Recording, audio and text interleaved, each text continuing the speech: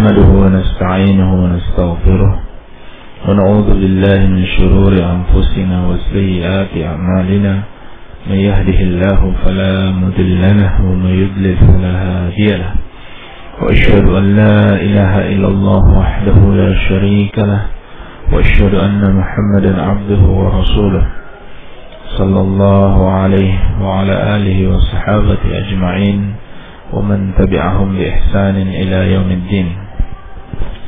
Para pendengar radio dakwah salafiyah rahimani wa rahimakumullah,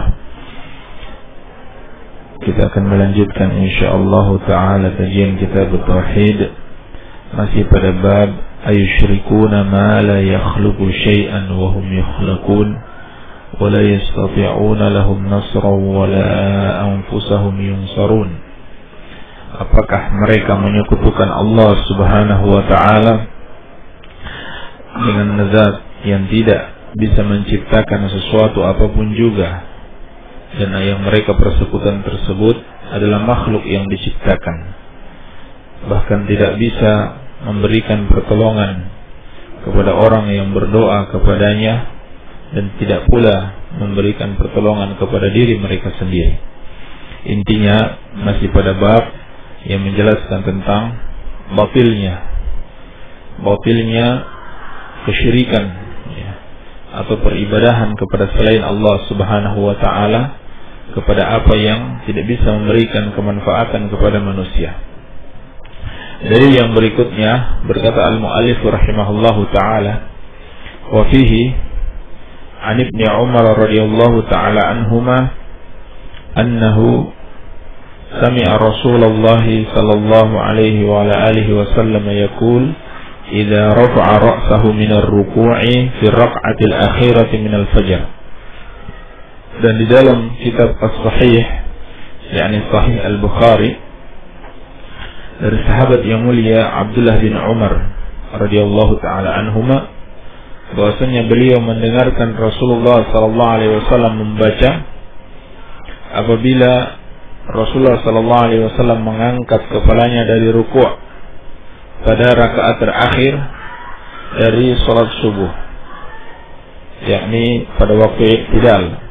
Nabi sallallahu alaihi wasallam membaca Allahumma al'an fulanan wa fulanan, ya Allah laknatlah fulan dan fulan, yakni jauhkanlah dari rahmatmu fulan dan fulan. Ba'dama yaqul, setelah itu beliau baca, setelah beliau membaca Sami Allahu liman hamidah Rabbana walakal hamdu. Fa anzalallahu laisa laka minal amri syai'un. Maka ketika Nabi sallallahu alaihi wasallam membaca doa ini, Allahumma al'an fulanan wa fulanan, ya Allah laknatlah fulan dan fulan, Allah subhanahu wa ta'ala menurunkan firman-Nya, laisa laka minal amri syai'un. Ini surat Ali Imran ayat ke-128, ya. Engkau tidak memiliki urusan apapun, atau engkau tidak memiliki kemampuan apapun dalam mengatur urusan ini. Baik, yakni mengatur urusan hidayah, ya. Karena kalau Rasulullah SAW mendoakan mereka mendapatkan laknat, itu berarti mereka dijauhkan dari hidayah Allah subhanahu wa ta'ala. Maka Allah subhanahu wa ta'ala menegur Rasulullah sallallahu alaihi wasallam, engkau tidak ada campur tangan sedikit pun dalam urusan ini. Wa fi riwayatin, dan dalam riwayat yang lain, masih dalam riwayat Bukhari, yadu ala Sufwan bin Umayyah wa Suhail bin Amr wal Harith bin Hisham, yang mana orang-orang yang dilaknat oleh Rasulullah sallallahu alaihi wasallam dalam doanya tersebut adalah Sufwan bin Umayyah dan Suhail bin Amr dan Al-Harith bin Hisham, 3 orang, yakni 3 orang yang merupakan pemimpin-pemimpin pada perang Uhud. Fanazalat, maka turunlah firman Allah subhanahu wa ta'ala, laisa laka minal amri syai'un, tidak ada campur tangan sedikit pun bagi kamu di dalam urusan ini. Surat Ali Imran ayat ke-128. Jadi ini merupakan sebab turunnya firman Allah subhanahu wa ta'ala, ayat ke-108.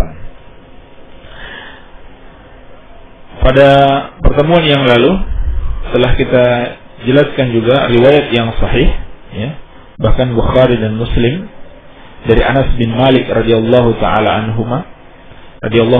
anhu bahwasannya ayat ini juga turun ketika Nabi sallallahu alaihi wasallam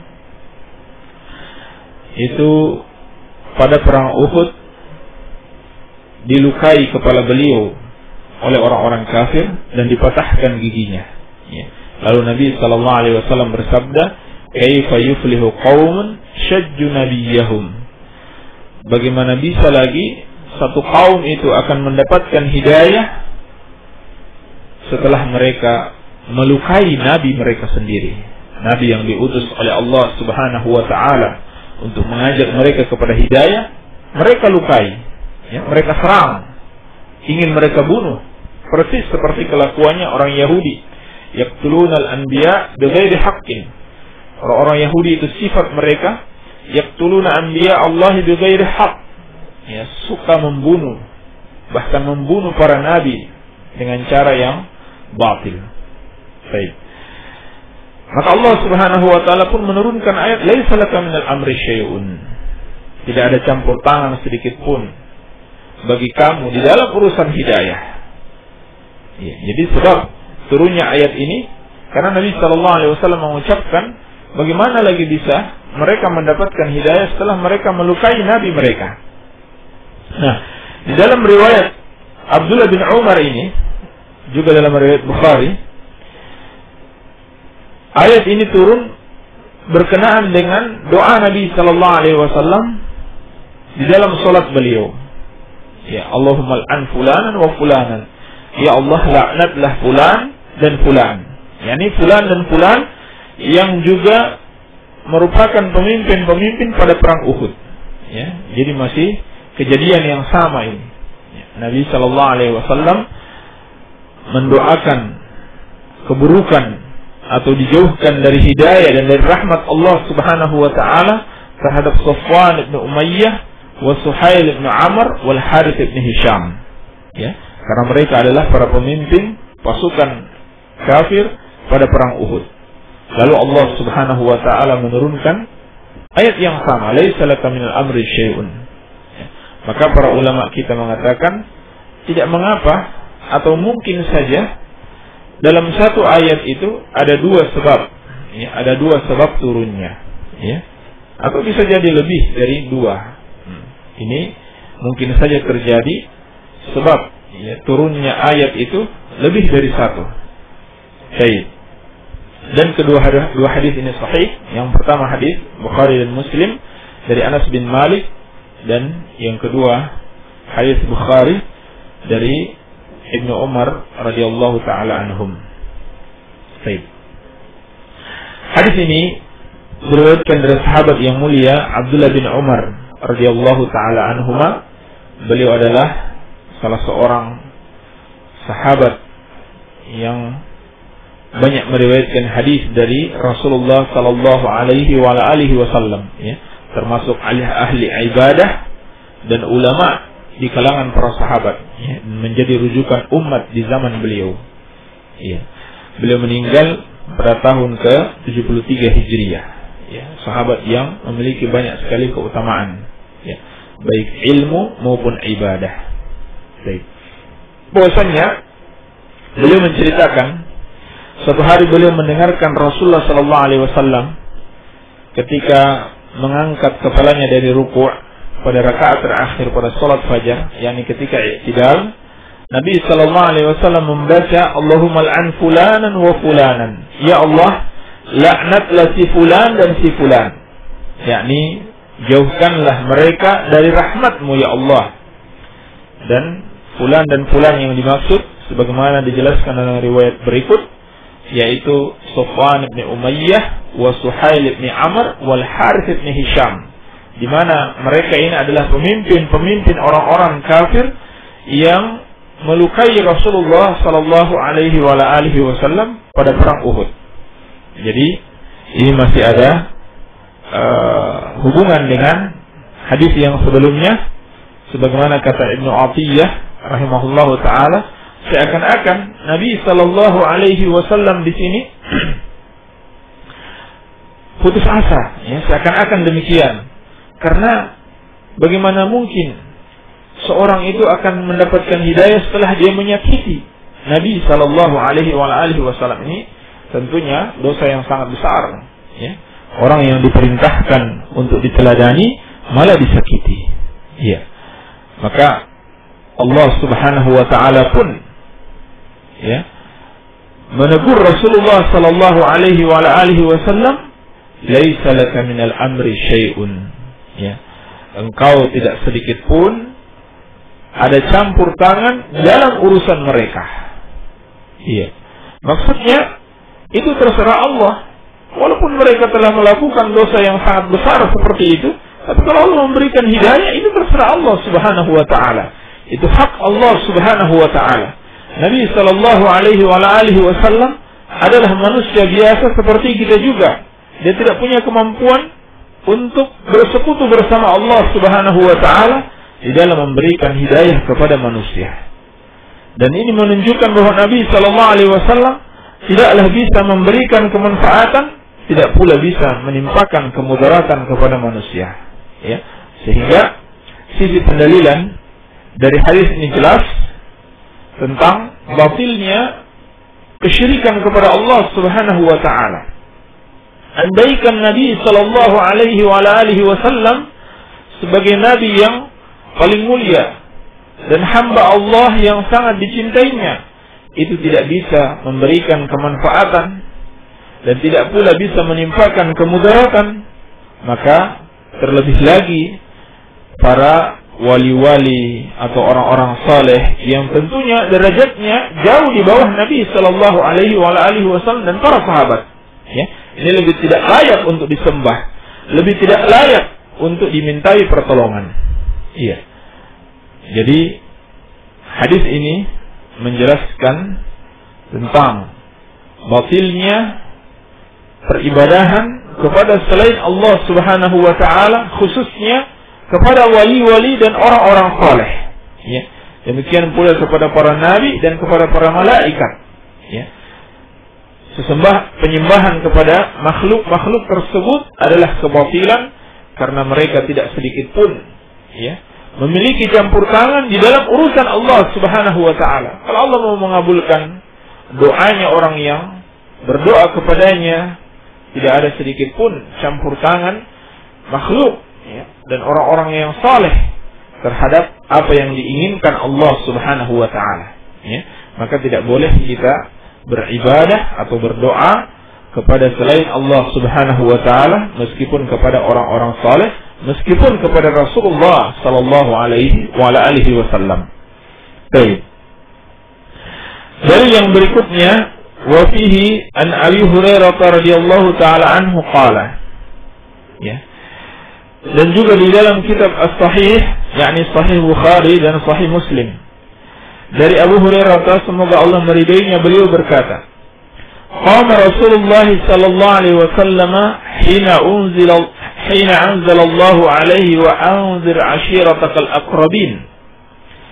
Bahwasanya Nabi sallallahu alaihi wasallam bangkit ketika Allah Subhanahu wa taala menurunkan kepadanya firman Allah Subhanahu wa taala, wa anzir ashiratakal aqrabin, dan berilah peringatan kepada karib kerabatmu yang paling dekat, dalam surat Asy-Syu'ara ayat ke-214. Faqala, maka Nabi sallallahu alaihi wasallam langsung memperingatkan keluarga-keluarganya yang paling terdekat. Beliau berkata, ya ma'syara Quraisy, wahai sekalian kaum Quraisy. Ya, Quraisy ini adalah Hisr bin Nadr bin Malik, salah satu kakek Rasulullah sallallahu alaihi wasallam yang kepadanya dinisbatkan suku Quraisy.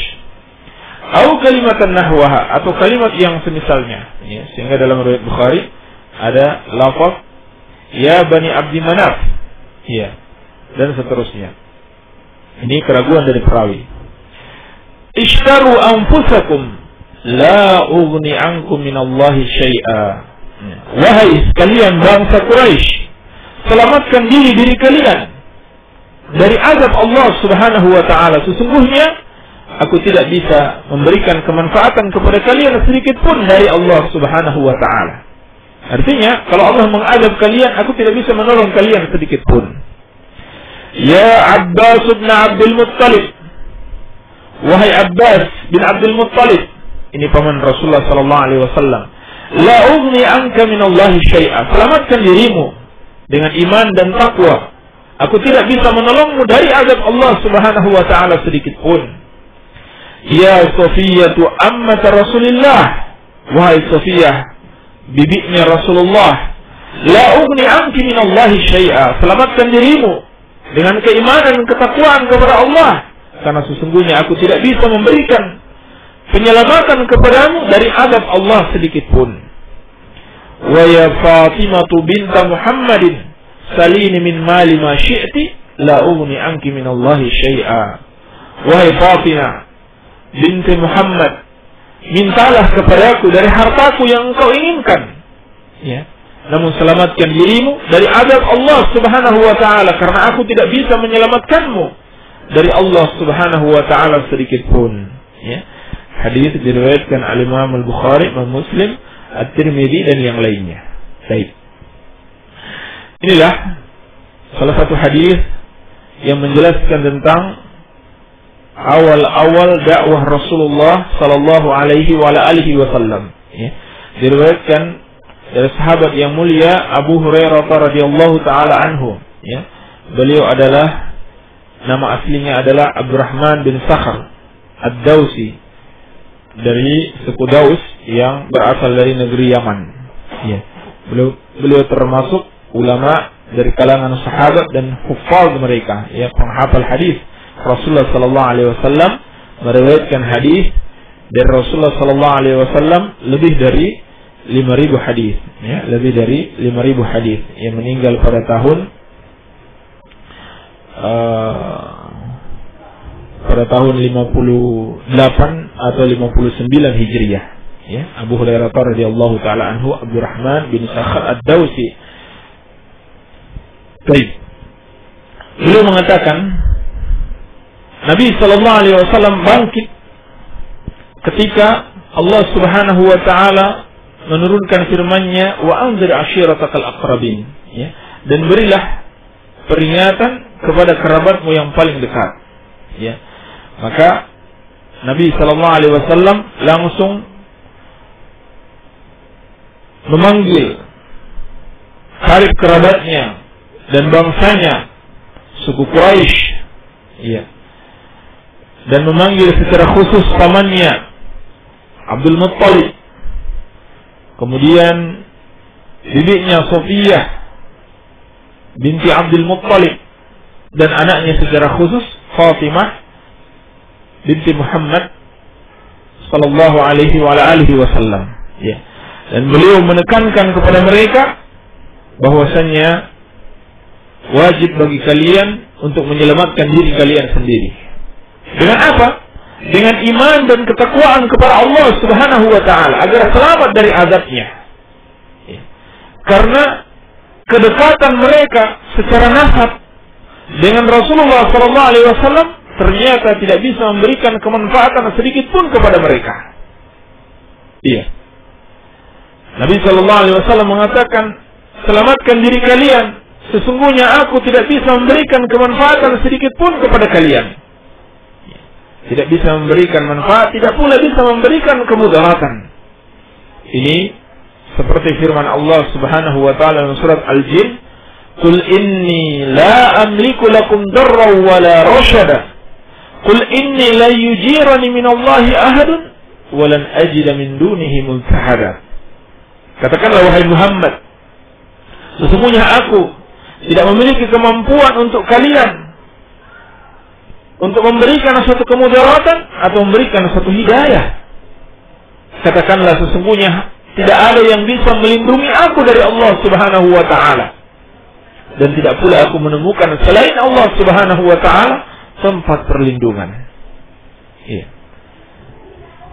Maka Nabi sallallahu alaihi wasallam memperingatkan keluarganya sendiri, orang-orang yang paling dekat dengan beliau, bahwasannya kalau mereka tidak beriman, tidak bertakwa kepada Allah Subhanahu wa taala, maka mereka akan ditimpa azab.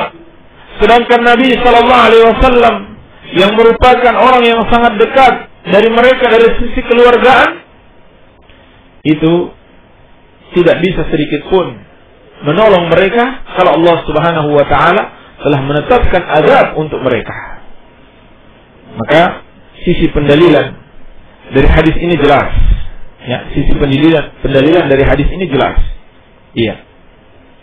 Bahwasanya tidak boleh manusia itu beribadah atau berdoa kepada para nabi maupun orang-orang saleh. Iya. Sebab para nabi dan orang saleh ini tidak bisa memberikan kemanfaatan sedikit pun, dan tidak bisa pula menolak kemudaratan, dan tidak bisa menyelamatkan manusia. Ya.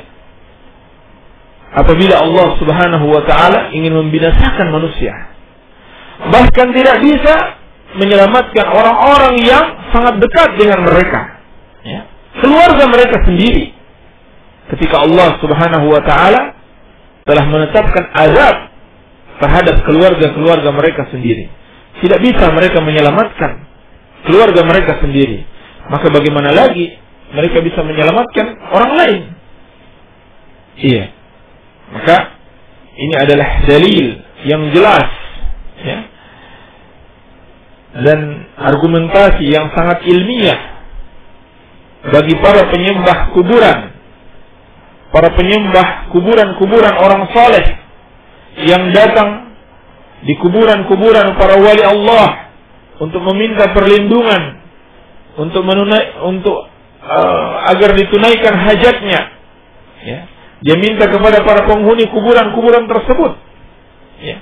Padahal penghuni-penghuni kuburan itu sendiri tidak bisa menyelamatkan dirinya kalau Allah Subhanahu wa taala ingin mengazabnya. Dan juga tidak bisa menyelamatkan keluarga-keluarganya sendiri. Ya, bagaimana lagi dia bisa menyelamatkan orang lain? Iya. Oleh karenanya, kesyirikan itu adalah kezaliman yang terbesar. Ya. Sebab dia telah menempatkan sesuatu bukan pada tempatnya, telah beribadah kepada selain Allah Subhanahu wa taala. Pelajaran lain yang bisa kita petik dari hadis ini, bahwasannya tidak boleh kita meminta kepada makhluk melebihi kemampuannya. Ya. Dan apabila kita meminta kepada makhluk satu perkara yang tidak bisa dikabulkan kecuali hanya oleh Allah Subhanahu wa taala, berarti itu telah merupakan perbuatan kesyirikan kepada Allah Subhanahu wa taala. Pelajaran yang lain, bahwasannya hadis ini merupakan tanbih, ya, peringatan kepada siapapun juga, khususnya kepada keturunan Nabi sallallahu alaihi wasallam, baik yang hidup di zaman Nabi sallallahu alaihi wasallam maupun di zaman ini, ya. Terlebih mereka yang hanya mengaku-ngaku sebagai keturunan Nabi sallallahu alaihi wasallam, ya. Sesungguhnya seorang muslim itu lebih mencintai keturunan Nabi sallallahu alaihi wasallam dibanding keturunannya sendiri. Iya. Karena kecintaan kepada Rasulullah sallallahu alaihi wasallam. Akan tetapi kita peringatkan bahwasannya hubungan nasab dengan Nabi sallallahu alaihi wasallam itu sama sekali tidak akan bermanfaat bagi kalian kalau kalian kafir kepada Allah Subhanahu wa taala atau menyelisihi petunjuk Rasulullah sallallahu alaihi wasallam. Tidak ada manfaatnya sama sekali. Walaupun mengaku-ngaku keturunan Nabi sallallahu alaihi wasallam, namun amalannya menyelisihi petunjuk Nabi sallallahu alaihi wasallam, itu tidak akan bermanfaat baginya. Yang bermanfaat baginya hanyalah iman dan amal saleh yang dia lakukan sendiri. Baik. Pelajaran yang lain yang bisa kita petik dari hadis ini, bahwasannya Nabi sallallahu alaihi wasallam adalah sebaik-baik teladan di dalam menjalankan perintah Allah Subhanahu wa taala. di mana Allah memerintahkan beliau, wa anzir ashiratakal aqrabin, dan berilah peringatan terhadap karib kerabatmu yang paling dekat. Maka Nabi sallallahu alaihi wasallam langsung bangkit dan memberikan peringatan kepada kerabat-kerabatnya yang paling dekat. Pelajaran yang lain yang bisa kita petik dari hadis ini, bahwasannya haramnya bertawassul dengan jah, yakni dengan kehormatan Nabi atau kedudukannya sallallahu alaihi wasallam di hadapan Allah Subhanahu wa taala. Karena hakikatnya beliau tidak sama sekali bisa memberikan kemanfaatan kepada manusia, tidak bisa pula mengangkat kemudaratan.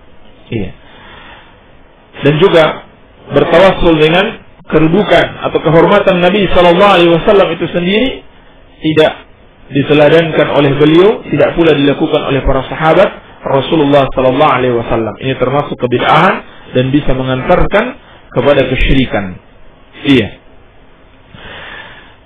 Dan dalam hadis ini Nabi sallallahu alaihi wasallam berdoa kepada Allah, Allahumma al'an fulanan wa fulanan, dan di belakang beliau adalah para aulia Allah, para sahabat Nabi sallallahu alaihi wasallam mengaminkan doa beliau. Ini menunjukkan bahwasannya Rasulullah sallallahu alaihi wasallam dan para sahabat pun butuh kepada Allah Subhanahu wa taala, sehingga mereka berdoa kepada Allah Subhanahu wa taala. Sehingga termasuk kebodohan kalau kita berdoa kepada orang-orang saleh, yang mana orang-orang saleh itu berdoa kepada Allah Subhanahu wa taala. Dan juga hadis ini dari sisi fikih bisa kita ambil pelajaran bahwasanya imam itu mengucapkan sami Allahu liman hamidah, dan dia juga mengucapkan Rabbana walakal hamdu. Imam juga mengucapkan sami Allahu liman hamidah dan mengucapkan Rabbana walakal hamdu. Dan ini pendapat Al-Imam Syafi'i rahimahullahu taala dan Imam Ahmad. Baik.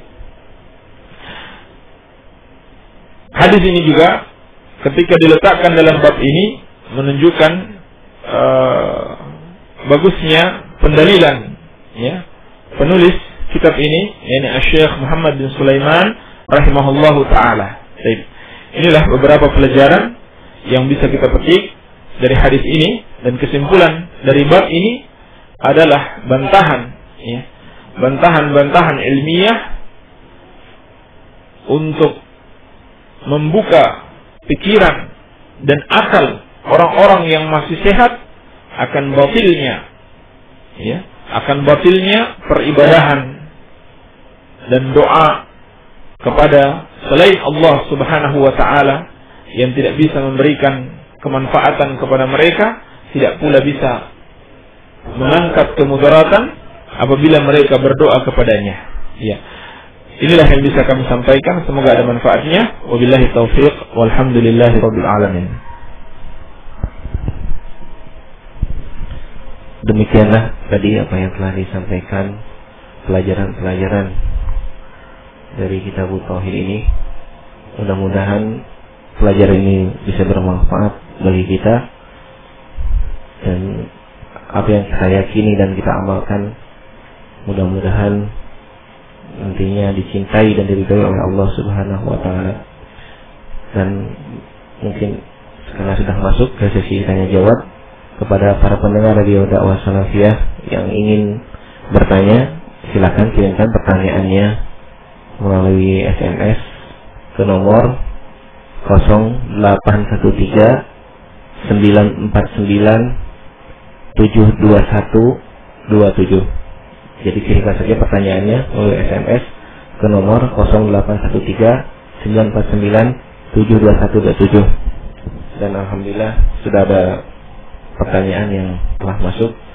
Mudah-mudahan Allah memberikan kemampuan kepada kita untuk bisa menjelaskan pertanyaan-pertanyaan ini kepada Ustaz. Tafadhol. Bismillahirrahmanirrahim. Alhamdulillah wassalatu wassalamu ala Rasulillah. Apa sajakah batas aurat wanita? Baik. Aurat wanita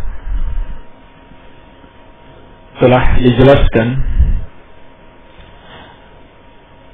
secara makna di dalam ayat-ayat yang memerintahkan untuk menutup aurat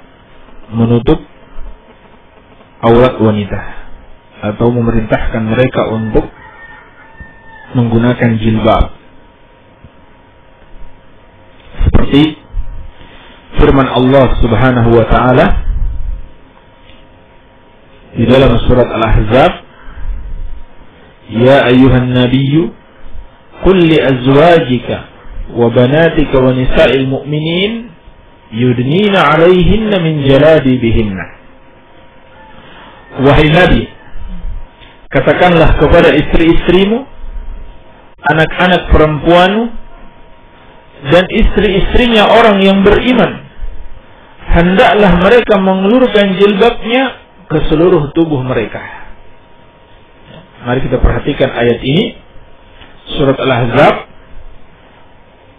di mana Allah memerintahkan kepada Nabi sallallahu alaihi wasallam agar mengatakan kepada istri-istrinya, anak-anak perempuannya, dan istri-istri orang yang beriman, hendaklah mereka mengulurkan jilbabnya ke seluruh tubuh mereka. Ya. Kalau begitu, aurat wanita jelas, seluruh tubuh mereka. Ya. Seluruh tubuh mereka adalah aurat.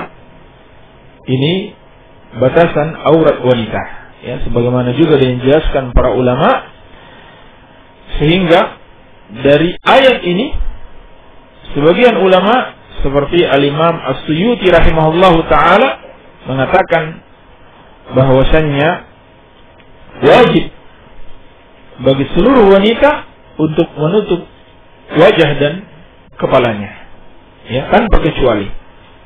Ya, ini dalil, salah satu dalil yang dijadikan oleh para ulama yang mewajibkan wanita itu untuk menggunakan cadar. Karena jelas di sini Allah perintahkan yudnina 'alaihinna min jalabibihinna. Hendaklah mereka mengulurkan jilbabnya ke seluruh tubuh mereka tanpa kecuali. Ya. Tanpa kecuali. Baik. Hanya saja ada hadis-hadis yang oleh para ulama yang tidak mewajibkan jilbab, tidak mewajibkan cadar, yang maksudnya tidak mewajibkan cadar, itu dijadikan dalil bahwasannya dikecualikan wajah, ya, dikecualikan wajah, ya, sebab menurut mereka ada dalil-dalil dari hadis Rasulullah sallallahu alaihi wasallam yang mengecualikan. Iya. Jadi kesimpulannya, aurat wanita adalah seluruh tubuh wanita. Hanya saja pada bagian wajah ulama ada berbeda pendapat. Sebagian mengatakan wajib dan sebagian mengatakan tidak sampai wajib tapi sunnah. Ya, tidak sampai wajib tapi sunnah. Baik. Demikian wallahu a'lam. Pertanyaan berikutnya, kalau kita sholat tapi belum bisa 5 waktu, masih baru maghrib dan asar, apa itu dosa Pak Ustaz? Ya, termasuk dosa besar, ya, termasuk dosa besar, bahkan bisa mengantarkan kepada kekafiran kepada Allah Subhanahu wa taala. Iya. Maka hendaklah kita berusaha, ya, berusaha sekuat tenaga, semampu mungkin, ya, agar bisa melaksanakan sholat 5 waktu. Iya. Jangan kita lebih mengutamakan kesibukan dan kesibukan dunia ini. Ya, tinggalkan sejenak, ya, tinggalkan sejenak pekerjaan maupun istirahat kita atau permainan kita demi untuk melaksanakan sholat 5 waktu. Iya. Dan Nabi Sallallahu Alaihi Wasallam telah menyampaikan satu hadis sebagaimana yang diriwayatkan Imam Muslim dari sahabat yang mulia Jabir bin Abdullah radhiyallahu taala anhuma, inna bainar rajuli wa bainasy syirki wal kufri tarkus shalah. Sesungguhnya batas antara seseorang dengan kekafiran dan kesyirikan adalah meninggalkan salat. Ya, adalah meninggalkan salat. Iya. Dan juga dalam hadis yang lain yang diriwayatkan oleh Al-Imam Tirmidzi bahwasanya Nabi sallallahu alaihi wasallam bersabda, "Innal al-ahdu alladhi baina wa bainahum as-salah, faman tarakaha faqad kafara." Ya, perjanjian antara kami dengan mereka adalah salat, barang siapa yang meninggalkannya maka dia kafir. Ya. Sehingga berkata seorang tabi'in yang mulia, Abdullah bin Syaqiq rahimahullahu taala, "Kana ashabu Muhammadin sallallahu alaihi wasallam la yarawna syai'an min al-a'mali tarkahu kufrun ghairu as-salah."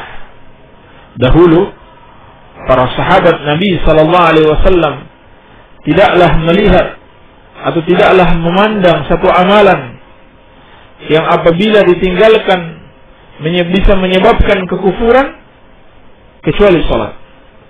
Ya, menunjukkan salat ini sangat penting, dan para sahabat memandang orang yang meninggalkannya bisa menyebabkan dia kafir kepada Allah Subhanahu wa taala. Ya, maka janganlah kita lalai ya, dari salat ini. Kita berusaha ya, dan kita berdoa kepada Allah Subhanahu wa taala agar bisa memberikan kemampuan kita untuk melaksanakan salat 5 waktu. Iya.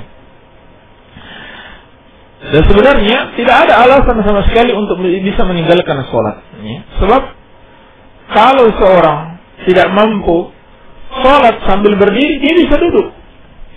Kalau tidak bisa duduk, bisa sambil berbaring. Tidak bisa berwudu, tayamum. Ya. Tidak bisa berwudu, tayamum.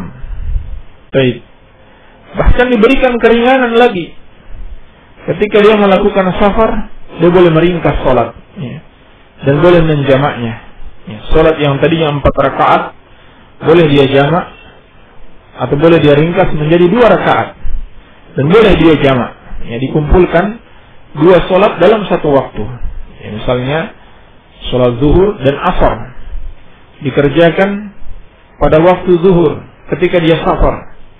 Ya. Waktu asar ditarik pada waktu zuhur dan diringkas salatnya. Salat zuhur dilakukan 2 rakaat dan salat asar dilakukan 2 rakaat. Ini ketika perjalanan. Iya. Kemudian salat maghrib dan isya. Salat maghrib tetap dilakukan 3 rakaat dan salat isya bisa diringkas menjadi 2 rakaat. Iya. Jadi berbagai kemudahan Allah Subhanahu wa taala berikan, ya, sehingga tidak ada alasan untuk bisa meninggalkan salat. Dan salat bisa di mana saja. Kalau masjidnya jauh, salat di kebun atau di sawah. Mungkin pergi ke sawah, sawahnya jauh, salat di sawah. Ya, tidak ada masalah. Yang penting tidak meninggalkan salat. Iya. Kalau alasan kotor, ya, tidak ada air, maka kotoran itu perlu dilihat. Kalau kotorannya bukan najis, ya cuma sekedar tanah, itu tidak ada masalah. Ya, yang penting bukan najis, ya bukan kotoran manusia ataupun kotoran hewan, ya tidak ada masalah. Ya. Kalau tidak ada air, bisa bertayamum dan seterusnya. Ya, tidak ada alasan sama sekali untuk bisa meninggalkan sholat kecuali, ya, kecuali orang gila atau orang mati. Iya. Atau seorang wanita yang haid dan nifas. Ini yang boleh meninggalkan sholat. Iya. Orang gila atau orang mati. Atau seorang wanita yang haid dan nifas. Karena orang mati, ya, dia tidak sholat lagi, tetapi dia disolatkan. Ya, jangan menunggu kita disolatkan, tetapi hendaklah kita bersegera untuk bertobat kepada Allah Subhanahu wa taala. Jadi jangan sekali-sekali bilang kita tidak mampu, ya, sebab Allah Subhanahu wa taala telah memberikan kemudahan-kemudahan. Baik. Tolong jelaskan tentang fadilah salat malam dan anjuran tentang hal tersebut. Ya. Banyak sekali dalil dari Al-Quran dan dari Sunnah Rasulullah Sallallahu Alaihi Wasallam yang menjelaskan tentang fadilah, ya, dan keutamaan salat sunnah di malam hari, ya, salatul lail, ya, seperti firman Allah Subhanahu wa taala, kanu qalilan minal laili ma yahja'un wa bil ashari hum yastaghfirun, ya, tentang sifat-sifat hamba-hamba Allah Subhanahu wa taala yang beriman. Mereka sedikit sekali tidur di waktu malam dan selalu memohon ampunan di waktu sahur. Iya. Juga firman Allah Subhanahu wa taala, "Tatajafa junubuhum 'anil madaji'i yad'una rabbahum khaufan wa tama'an." Ya. Lambung-lambung mereka jauh dari pembaringan. Ya. Karena mereka berdoa kepada Rabb mereka dalam keadaan takut dan harap. Iya. Dalam hadis yang diriwayatkan Imam Muslim dari sahabat yang mulia Abu Hurairah radhiyallahu taala anhu, "Afdhalus siyam ba'da Ramadan syahrullahil muharram, wa afdhalus salati ba'da al-faridah salatul lail." Nabi sallallahu alaihi wasallam bersabda, puasa yang paling afdal setelah puasa Ramadan adalah bulan Allah Muharram, ya, puasa pada bulan Muharram. Kemudian salat yang paling afdal setelah salat wajib adalah salatul lail, ya, salat malam atau salat tahajud. Ya. Juga dalam hadis Abu Sa'id Al-Khudri radhiyallahu taala anhu yang dikeluarkan oleh Imam Abu Dawud dan Ibnu Majah, kata beliau, "Man istayqadha min al-laili wa ayqadha imra'atahu fa shallaya rak'atayn jami'an kutiba min az-zakirin Allah katsira waz-zakirat."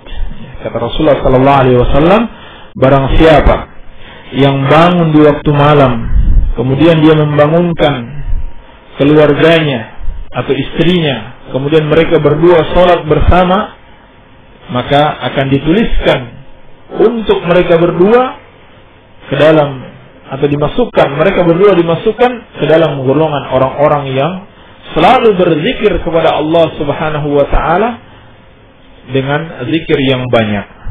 Iya. Ini diantara dalil-dalil, ya, yang menjelaskan tentang keutamaan sholat malam. Baik. Dan juga ada dalil-dalil yang menjelaskan tentang keutamaan berdoa, ya, keutamaan berdoa di waktu-waktu malam tersebut, ya, terutama di waktu-waktu sahur, ya, sepertiga malam yang terakhir. Ya, ini juga termasuk dalil untuk melakukan sholat malam, karena ketika kita melakukan sholat tentunya sudah mencakup di situ doa, ya, sudah mencakup di situ doa. Dan itu merupakan kebiasaan para nabi dan orang-orang saleh, ya. Kebiasaan sholat tahajud, sholatul lail merupakan kebiasaan para nabi dan orang-orang saleh. Ya, hanya saja mungkin perlu diperingatkan bahwasannya sholat wajib itu lebih utama, sehingga jangan sampai seseorang mengutamakan sholatul lail, ya, begadang untuk sholatul lail, lalu dia mengantuk ketika sholat subuh, atau bahkan terlewat sholat subuh karena ketiduran, ya, sholat subuh yang lebih utama. Demikian, wallahu a'lam. Saya di KB dan tidak pernah haid, tapi kalau kecapean suka keluar darah sedikit-sedikit dan rasanya sakit. Itu haid apa istihadah? Ya. Bisa dibedakan apakah itu haid atau istihadah melalui bentuk darahnya, ya, melalui bentuk darahnya. Ya. Kalau darah haid itu kan beda dengan darah istihadah. Ya. Darah istihadah itu darah normal, maksudnya bentuk darahnya seperti darah normal, ya, meskipun itu penyakit. Ya. Darah istihadah itu penyakit, ya, tetapi bentuk darahnya seperti darah normal. Baik. Kalau darah haid itu dia memiliki bentuk khusus, ya, diantaranya baunya tidak enak, ya, baunya tidak enak, dia berbau, ya, tidak seperti darah biasa. Kemudian warnanya hitam, ya, warnanya hitam dan bentuknya kental. Ya, kalau darah biasa merah, kemudian mencair, ya, kemudian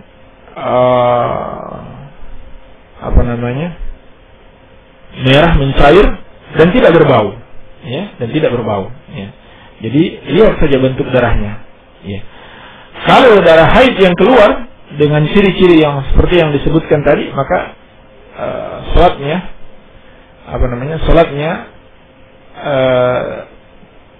tidak sholat, ya, artinya sholatnya ditunda, ya, tidak melaksanakan sholat persis seperti wanita haid, ya, persis seperti wanita haid, tidak melakukan sholat. Iya. Walaupun keluarnya itu tidak ada jadwal khusus, ya, karena ini sudah rusak jadwalnya. Ini salah satu kemudaratan, ya, sebagaimana yang dikatakan Syekh Utsaimin rahimahullah taala. Ini salah satu kemudaratan menggunakan pil KB atau suntik KB yang dia bisa merusak siklus haid. Padahal bagi seorang wanita itu mengetahui siklus haid, iya, mengetahui siklus haid sangat penting sekali karena berhubungan dengan ibadahnya kepada Allah Subhanahu wa taala. Iya.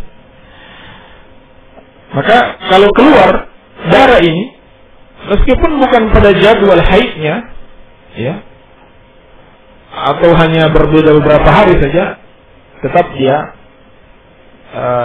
tidak melaksanakan sholat kalau sesuai dengan ciri-ciri yang disebutkan. Tapi kalau tidak sesuai dengan ciri-ciri darah haid, maka itu dianggap darah istihadah, ya. Itu dianggap darah istihadah. Sebab yang ditanyakan di sini orang yang sudah tidak punya jadwal lagi, tidak punya jadwal tetap, ya. Baik. Demikian, wallahu a'lam. Pertanyaan berikutnya, orang yang puasa tapi meninggalkan sholat, tidak sah puasanya. Ya, kita telah ketahui orang yang puasa tapi meninggalkan sholat tidak sah puasanya.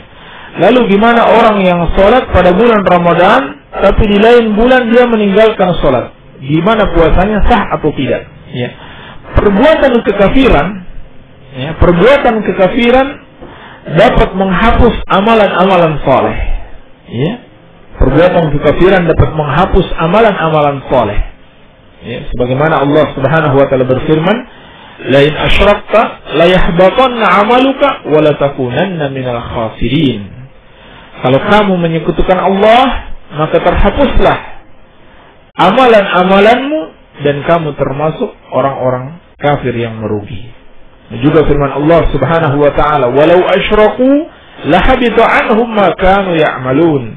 Andaikan mereka melakukan kesyirikan, maka terhapuslah amalan-amalan yang mereka kerjakan. Ini perbuatan kekafiran, ya. Dikiaskan pada semua bentuk kekafiran yang lainnya. Apabila seorang melakukan kekafiran, terhapus semua amalan-amalan yang pernah dia kerjakan, ya.